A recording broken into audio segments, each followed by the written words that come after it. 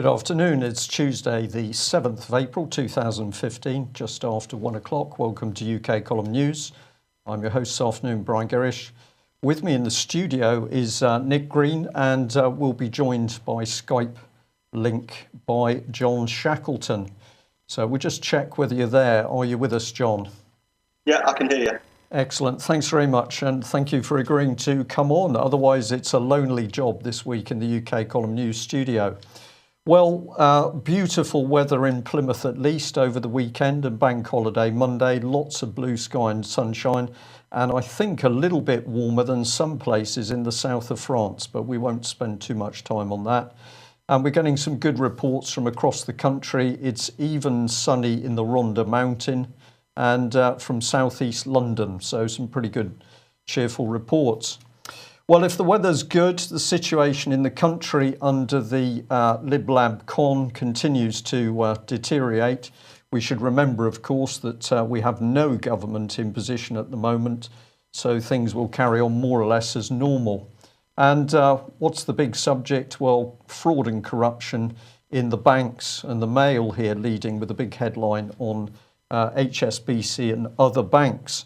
What have they got to say? Well, they're saying that cost of the scandals at the banks hits 39 billion.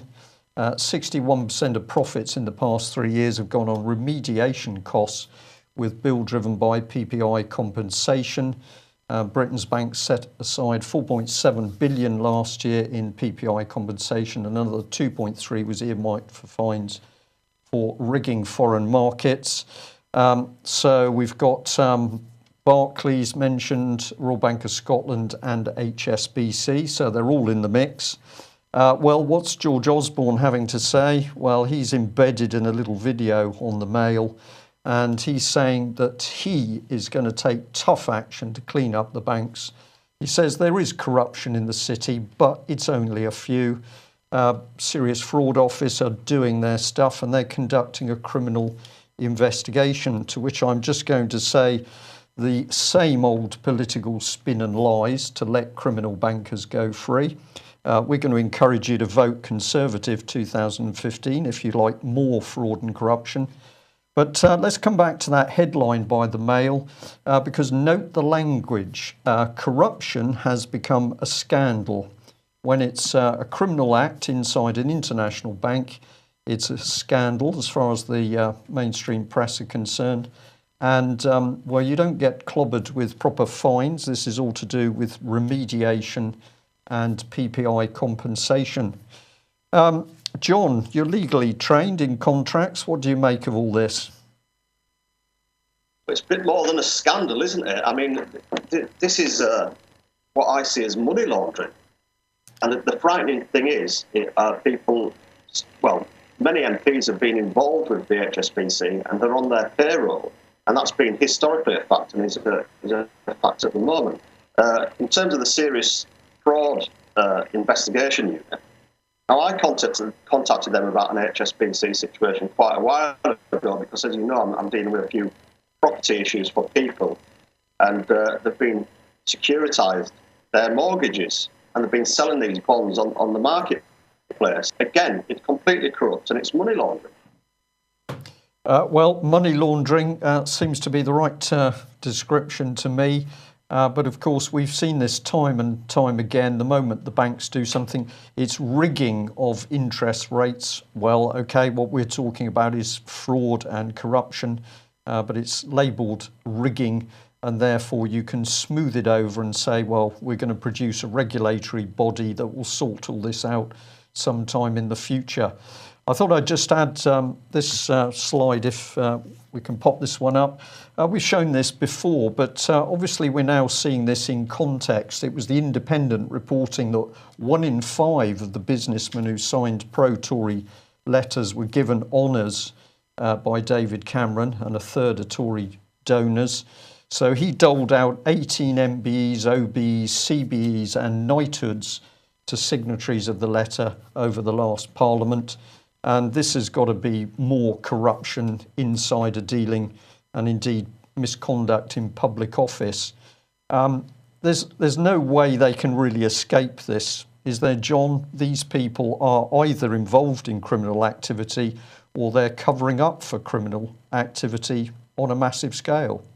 Well, the scary thing, Brian, is that as we speak, they're trying to change the Ministry of Justice and the systems within the courts. Now they're trying to digitalise everything, and I've been looking at this in detail this morning, and it's very, very frightening that they're not going to use the correct paperwork and the guidelines that CPS, Crown Prosecution Services, have stated. They're going to ignore all that, and they're changing their system again. Again, this morning, I tried to deal with a court situation and get a case management file. And we've talked about this on the programme quite a number of times. And the courts are still refusing to give court management files. In fact, one of on the front desk, one of the women said, "I've never heard of a court management file." It's gone completely bonkers in the court system. There's no justice. So the politicians, from my point of view, I strongly believe that the politicians have done this on purpose so that they can hide real crime. Well, John, I've got to agree with that one. As I pointed out last week when I gave the warning about the potential for violence on the streets in Rotherham, there have been many people over a great many years warning that actually the spread of fraud and corruption, the breakdown of our institutions has been driven from the inside of Fifth Column, at work in the very institutions that we believe are there to protect us. We'll carry on working on that. Well, of course, one institution that more and more people realise cannot be trusted is, of course, the BBC. And the Mail here pointing out an incredible story that the BBC has spent thousands of pounds of licence fee payers' money on a guide to teaching its staff how to use smileys. As the article said, you could almost think this was an April Fool's joke, but no, it's not. BBC spokesman, anonymous of course, attempted to justify this waste of public money by saying we carry out research to help give our audiences what they want, and it's right that we do it. So the BBC once again justifying its own actions. I've got a little bit more to do on the BBC in a second, but it's once again in our faces. The BBC swallowing up £3.65 billion worth of public money, huge salaries, pensions, and they say what the public want apparently are more smileys. Would you agree with that, John? I think the public are sick of the propaganda from the BBC. They don't pay their TV licence. They don't want to contribute toward the criminal activities that are going on within the BBC. And I spoke to one of the reporters of RT TV just last week, and I'd like to do an internal, well, not an internal because they won't let me in their doors, but I'd like to do an investigation with yourself as well, Brian, in investigating the BBC and what they are really up to. What is their agenda? Well, we would love to do that. Of course, UK Column did research on the BBC probably about a year ago now, in which we discovered extraordinary things hidden in plain sight. But of course, we could find this on the BBC website and in their accounts, etc. I do mention this a little bit later in the programme, some very disturbing facts about the BBC being involved in what to us appeared to be subversion amongst their many other attributes. Well, let's have a look at this little story and then we'll come back on the BBC. This is the Western Morning News with a big pro-Navy story, which is fine. They're saying that RFA Argus, the military hospital ship, which has been spearheading the UK's fight against the Ebola virus in Africa, is back in West Country waters as the crew begin to fly ashore. And it then goes on to say that Defence Secretary Michael Fallon last month awarded RFA Argus an Admiralty Board letter of commendation in recognition of her contribution to the fight against Ebola in the African country. And presumably to make it look really good, the award is also for deployments spanning all the way back to 1982. Well, accepting all this and the fact that the captain and crew would have been very dedicated in what they did, we would just like to ask a simple question. What did this ship actually achieve? Does anybody know? Do we know what the total cost of the mission was? We know helicopters flew vaccines apparently into Central Africa. What did that do? How is it that a few helicopters could have possibly changed the agenda of a supposed virus which was in danger of overrunning the whole of Africa? The more I look into this story, the less I understand it. But let's move on to this, which gets even better, from the BBC, and perhaps that will give us a clue into the RFA Argus article itself. So we've got BBC scaremongering, and this is the article we're referring to. Antibiotic resistance, 80,000 might die in future outbreak. So we were very interested with the BBC language. It said that people might die. It said they could die. It says if there was a widespread outbreak, high numbers of deaths could be expected, and we could make much more of it could make much more of modern medicine unsafe. Well, where's all of this come from? Well, of course, it comes out of Tory Central Office. Prime Minister David Cameron getting on this, and he's previously warning that the world could be cast back into the dark ages of medicine unless action is taken to tackle the threat of resistance to antibiotics. Well, where's it come from really? Well, bring in the Cabinet Office, and this is the document that also rates other threats to UK, including terrorist threats. So everything is in there now, from medicine to terrorists. And let's identify the document itself. A bit more to add to that one, Nick, if we can just hold it there briefly. Here we go. This is the main document itself, the National Risk Register of Civil Emergencies, straight out of the Cabinet Office. And we would just like to say, remember that also the Cabinet Office has been pushing the Behavioural Insights team. Here's the document where they're boasting that after 3.5 years in number 10 in the Cabinet Office, the Behavioural Insights team is being spun out of government and being set up as a social purpose company. What are this team of people doing? Well, they're working on our minds in order to get us to accept government policy. So we just wonder whether the spin coming out of the Cabinet Office on the might be's, the coulds, the huge number of deaths, is this spin out of the Behavioural Insights team. Credible, I know you'd seen this article, John. What do you think about this? Is it real, or is this scaremongering? It's partially scaremongering. Well, not partially, quite seriously scaremongering. But you've also got to remember that you've got a lot of, in people's diets, the people that eat meat, etc. Now, a lot of these cattle are injected by antibiotics. And then look, our water supply, and if you check on that as well, you'll find antibiotics in there. So we're ingesting antibiotics on a day-to-day basis. So partly that is quite right. It's not as effective as it was. But to suggest it's like a massive plague is going to hit the UK any time is scaring people, and I think scaring people so that they can be controlled.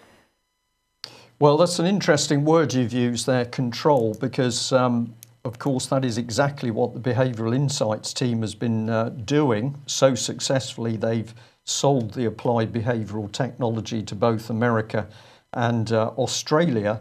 But of course, even our politicians simply don't understand the danger. And I'd like to thank one of our viewers for sending in this letter, which he received from his MP, Douglas Carswell, now, of course, a UKIP MP. And this man just simply doesn't seem to grasp the danger of the government's Behavioural Insights team. Let's have a look at his letter. Here it is, dated the 19th of March 2015. We'll just blow it up a bit. He says, Dear Michael, thank you very much indeed for your letter. I had not heard about neuro-linguistic programming, but I'll certainly look into it. I am aware of the Cabinet Office Behavioural Insight team. I find the team, or the so-called nudge unit, rather patronising. I'm not sure if it's quite as sinister as you make out, but I do think there's something that makes me a little bit uncomfortable about their approach. Apart from anything, it's traditional patrician politics dressed up in contemporary psycho-babble garb. I think we should shut down the Behavioural Insight Unit, and the government should stop trying to patronise people and get them to do what the government wants. Now, this is a very interesting letter because to me it shows several things. It shows that Mr. Carswell simply doesn't understand what the Behavioural Insights team is doing. It doesn't understand the power of that unit and the amount of money, public money, it's already swallowed up. And he thinks that applied behavioural technology, which is working so well, the government is selling it overseas. He thinks it's a little bit of psychobabble. So I'm going to say gross ignorance here from Mr. Carswell, because this, in my opinion, at least anyway, is the technology which is now not only destroying government departments, but of course it's actively working to change the way we think. That BBC article on antibiotics or Ebola seems to fit with it. Any comments from you on that one, John, and then we'll move on with some of the other bits of the news.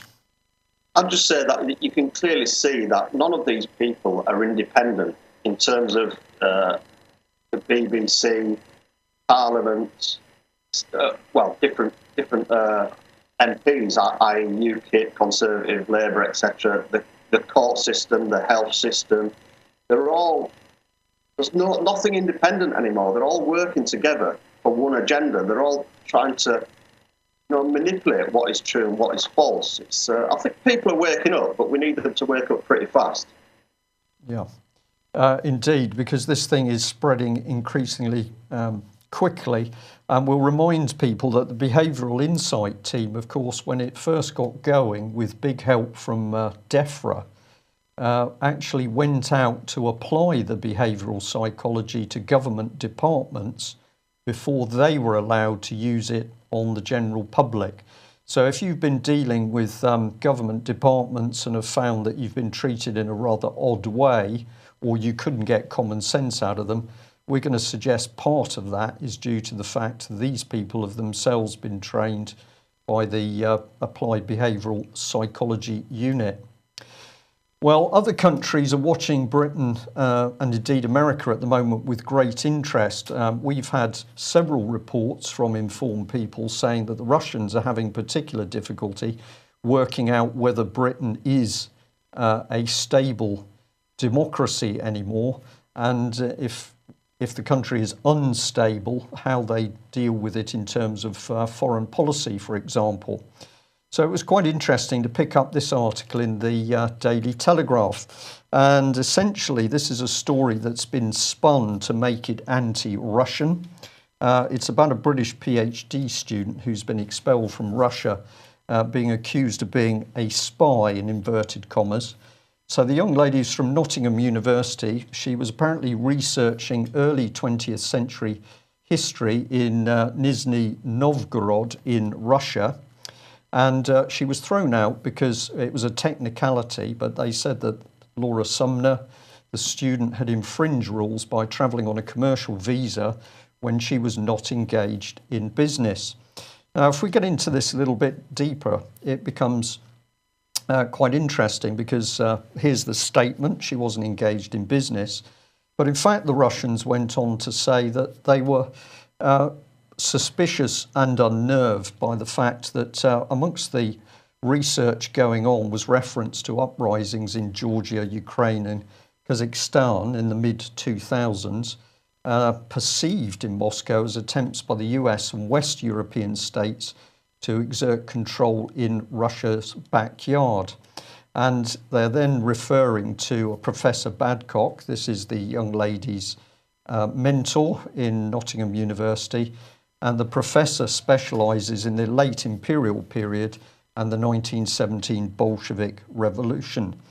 Well, we're just going to remind people here that it's still only been the UK column that's been pointing out that the BBC, particularly through its charity Media Action, was boasting of its ability to help destabilise foreign states. And indeed in Kazakhstan, it was also putting in applied behavioural psychology to change the whole basis of that country. So we've got a feeling that the Russians are not quite as silly as the Telegraph would make out here. And we thought we'd take you a bit deeper into this story by having a look at the professor herself. Well, here she is from the Department of History, University of Nottingham, Sarah Badcock. And what is she big in? Well, you can have a look at her research here. Siberia, a place of punishment in the last years of Tsarism. This one here, which caught our eye, co-editor of the journal Revolutionary Russia.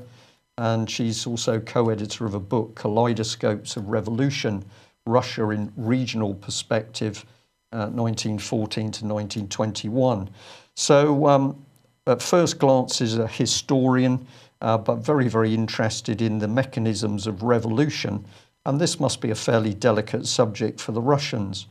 Now, what we find is this lady has received funding from this organisation, the Arts and Humanities Research Council. You can find it online.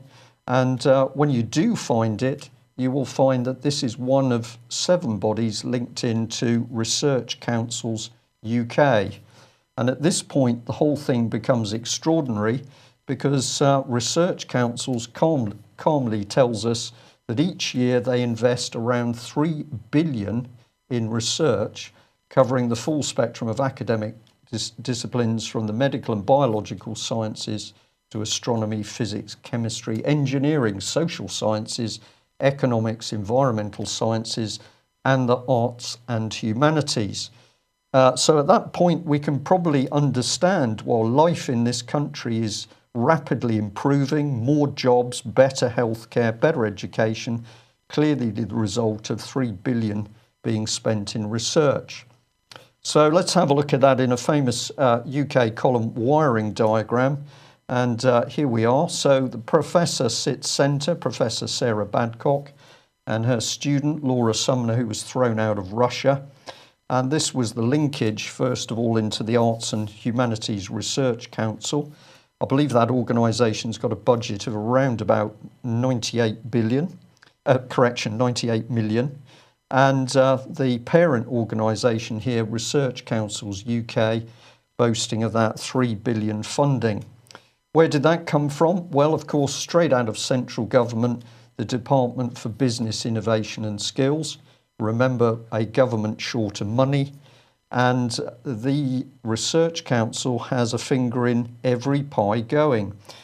So we've got this list of the various organisations that they're going into, everything from science and technology, engineering, medical, economics, social, and down at the bottom, natural environment science of the natural environment. So let's add in this gentleman, Professor Aaron Rettish. He's from Wayne University in the States, and he's co-author of this little pamphlet, which comes out monthly, which is all about Russian imperialism, 1914 to 2014. So rather more here than meets the eye, a simple student doing a little bit of research, possibly. Do we think the Russians are right to be suspicious of this group? We certainly do. Had you heard of any of these before, John? I've heard of some of the bodies that you're mentioning, yes, and several funding streams that go on within government. I don't know enough about this story, really. You've obviously done a lot more research than what I have. But it does look a little bit, let's call it dubious for now. But a government body putting funds into a academic organisation and then to a country that we're having a few little difficulties with. Well, kind of. I mean, I don't think Putin's got any agenda to come and create war or wage war at all, but this is what Cameron would like us to believe. So I think the Russians are partly they're not thick. They never have been thick. And I think they've looked at this and thought, hang on, the government are giving this person money. We don't want anything to do with this, and they've expelled them out of the country. I think maybe that is the case. Yeah. Well, we'll follow it through a bit more, and I think we could also link it in with your suggestion, which is a deeper look at the BBC. Many people very interested. I thought I would just bring this up. We covered this the other day, but think of it now against the background of the research councils. This was when we were looking at the so-called independent think tank policy exchange. I'll go through this very quickly. We had a look at the board members. And what did we find? Well, we found links through to speechwriters for George W. Bush. We had Rothschild bankers. We had other bankers there, including consultancies to global corporations. And we have journalists, think tank businessmen who've been working with the government. So these are all the organisations working behind the backs of the British public. Have they got our best interests at heart? I don't think so. But there we go. Once we know where to look, some of this information seems to come to the surface quite quickly. Well, what's been happening aside from dirty dealings by these third sector organisations? Well, of course, we've got to come back to the murky world of child abuse. And last week we put out basically a warning that we were being told by professional people that they believed that government agents, to use their own word, were looking to incite violence on Britain's streets. We said that Rotherham was being indicated as one of the key targets, and that paedophiles would be used as part of the agenda for stirring up trouble. So we'd reminded people here that, of course, the BBC, one of many media organisations that would have the British public believe that all paedophiles are Asian. And we'd also indicated that the Oxford Mail had said there would be an EDL demonstration the weekend just gone. And so we put up some of the information both from the English Defence League's website and Oxford Unite Against Fascism. Now, we did point out that on the English Defence League site, it said no racism or violence will be tolerated. And the event did take place. And in fact, if you look on YouTube, there's some film of the rally. This is a couple of still shots. So a small number of people on the streets. I believe that everything went peacefully. But we were very interested by the sorts of things being said, and of course the sentiments being expressed here. So in principle, this was a rally against paedophiles, and of course the big message is that non-Muslim girls were being abused and that the abusers were Muslim men. So another screenshot here, Muslim men, non-Muslim girls rape jihad. So this is pretty emotive stuff. Now, the first thing we're interested in, which I think we can just highlight, is right at the back of this shot. You can see that there's a massive Thames Valley Police presence. This is the police force, of course, that's absolutely failed to get out there and catch the abusers in the first place, even though many of the public were telling the police what was going on.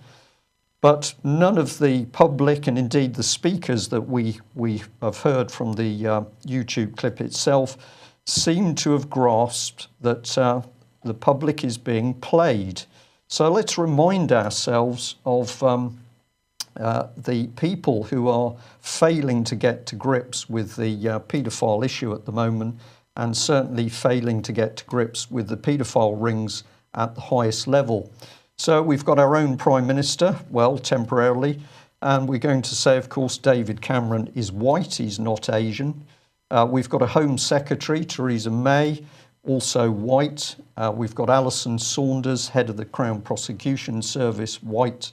We've got the former Chief Constable from Thames Valley Police, Sarah Thornton, of course, also white.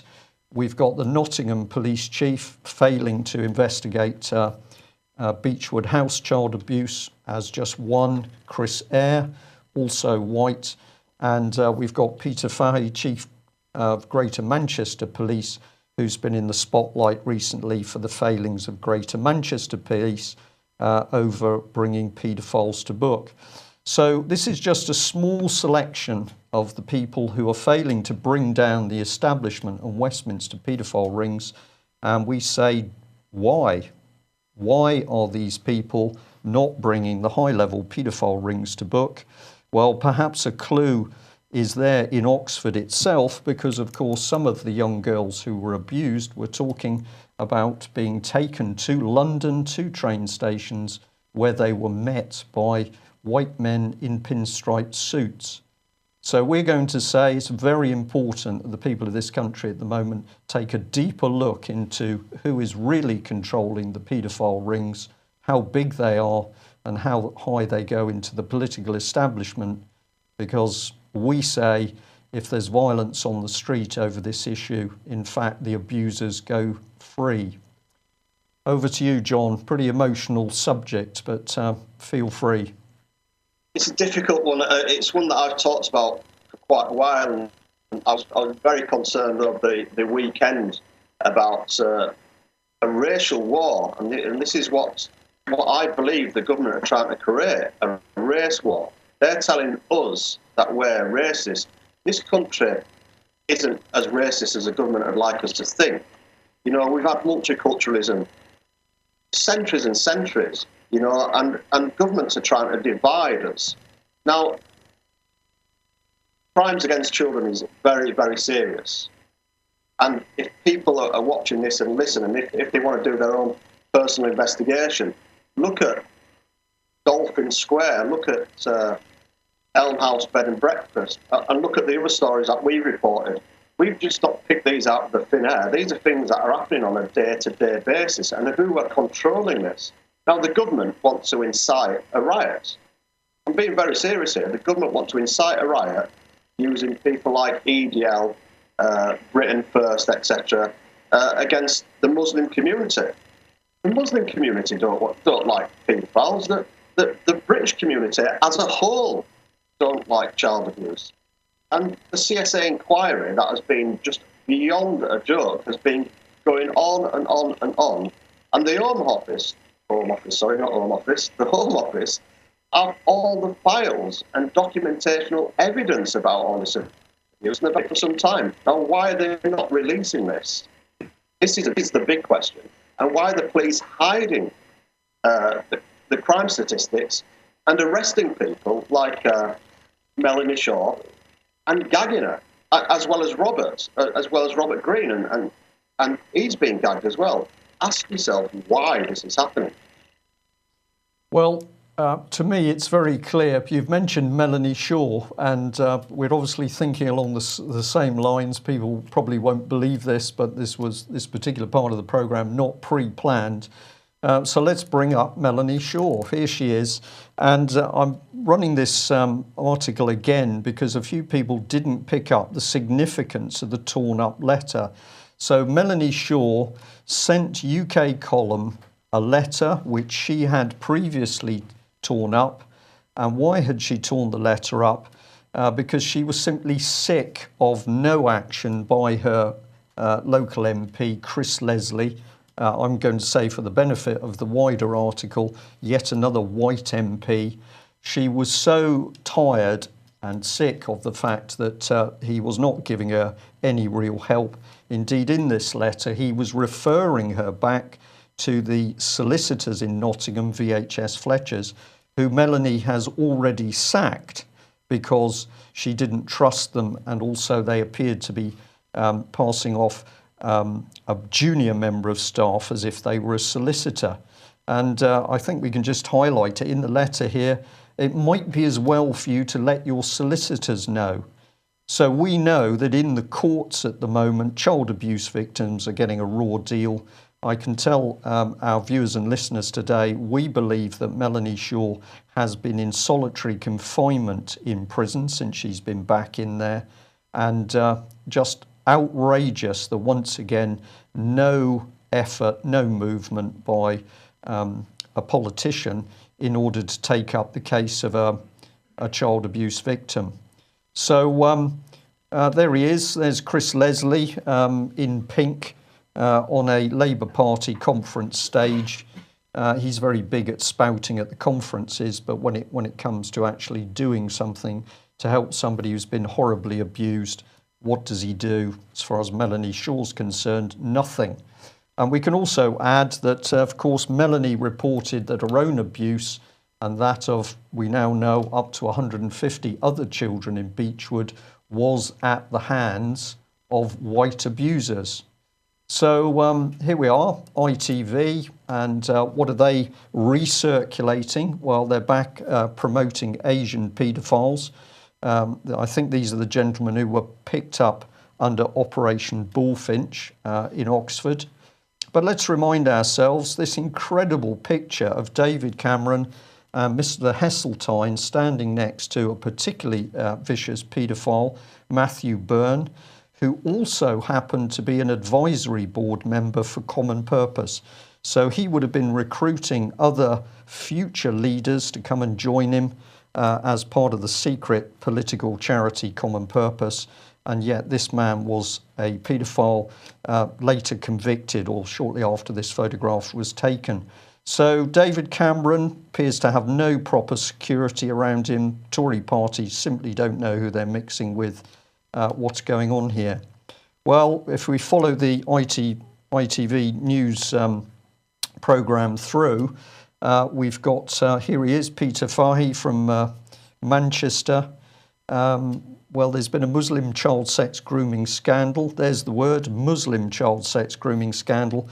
But no police are going to be disciplined, even though this poor young lady who's hidden in the background says that basically when the young girls went to the police for help, on some occasions they were simply laughing at them and turning off the tape machines in the recording interviews to say, oh, come on, tell us the real truth. So this is sickening stuff, and the lie that the paedophile rings in this country are Asian run is being ably helped along by the police. And perhaps they've got it right in Scotland. This was pointed out to us by David Scott in the last couple of weeks, that north of the border, the single police chief in charge of Police Scotland, Sir Stephen House, has now become so unpopular that people are saying this man's got to stand down, as no chief constable can be a law unto himself. So perhaps the same thing needs to happen in UK. Can we rely on the Independent Police Complaints Commission? Most people don't think so. And of course, we've now got a new body to replace ACPO, headed by Sarah Thornton, the very same chief constable from Thames Valley who failed the youngsters in the Oxford abuse in the first place. John, I'm going to smile with a wry smile. I need a bit of help here to comment on this. I mean, it is outrageous what's going on in this country. And then we have British politicians standing on a world stage and lecturing President Putin on how to run his country. I mean, controversial, but David Cameron's committed high treason. It's a fact. And then the police force, you know, and again, I'm going to say the UK Common Law, the British Constitutional Group, we are not against the police. We're against corruption. So let's just get that right, because people sometimes think, oh, with this or that. We just want justice for all, whether it's a paedophile case or anything. But the problem we've got now, and I keep saying this to people, the police force are now a corporation, i.e. IBM owning Cornwall, Devon, and now Dorset police force. Now that they're driven toward profits, not policing. So we're finding now that the police have become really like security guards, haven't they? And when the Home Office tell them to do something, they jump to their tune. If they don't, they withdraw any financial gains for them. I mean, the police have got millions. They've got millions upon millions. I mean, you look at this new organisation that the police have set up with a private company. I can't remember the figures now, but we were going into the tens of millions, weren't we? Yes. So it's financially driven. All of it's financial. The court system's financially driven. And, well, we know what the banksters are up to, don't we? And they're all interlinked with each other. Indeed. And child abuse, child trafficking, big money at the end of the day. So where the children are, there's always big sums of money. The Mail here bringing in yet more evidence of the abuse of children at the highest levels of the British establishment.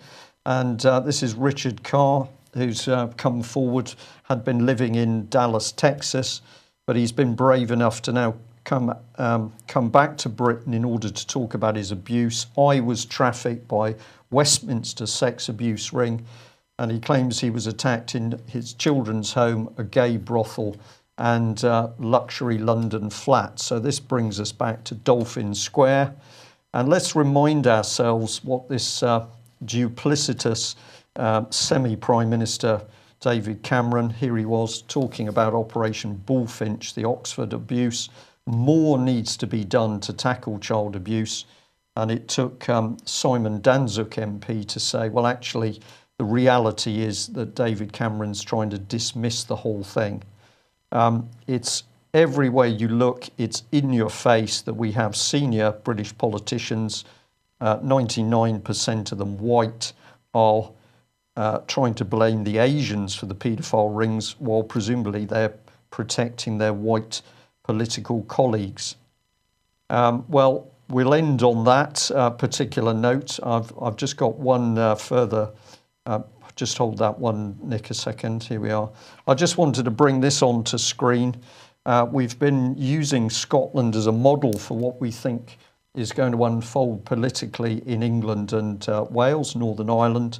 And we've now got yet another site, Reason.com, pointing out the worrying advance of Scotland into what they're calling a nanny state. But if you actually read the article, it says down here, it's a country that imprisons people for singing songs, instructs people to stop smoking in their own homes, and which dreams of making salad eating compulsory. Seriously, Scotland the Brave has become Scotland the Brave New World. So with the Scottish state now rapidly moving to make children the property of the state, the model in Scotland for combined politics, police and courts, no separation of the powers, and a brave new world is pretty worrying, we think. Last comment from you, John. Well, if we don't re-establish our constitution and our common law, which is a very bedrock of our society, we are going to be in an awful lot of trouble. And that's it. Yeah, well, that says it all. If you haven't visited the British Constitution site before, you might like to do that. Indeed, have a look at UK column as well. British Constitution is there. The documentation, the history, the precedent is all there. And of course, the government at the moment desperate to reset this to create a new so-called new constitution, very dangerous.